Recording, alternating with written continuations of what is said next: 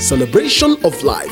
We, the entire family of His Royal Highness, late Igwe Dimaku Ezeohizu, cordially invite you to the funeral ceremony of late Lolo Florence Dim, ni Okukwe, ni Maduka.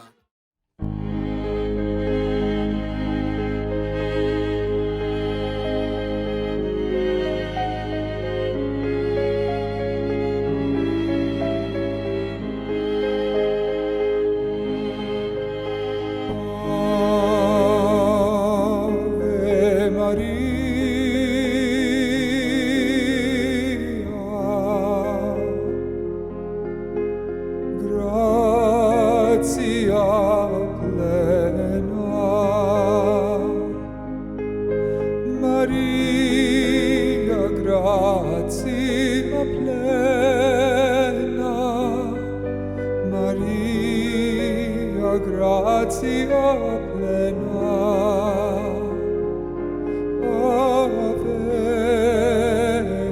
Ave Dominus, Dominus tecum, benedicta tu in mulieribus, et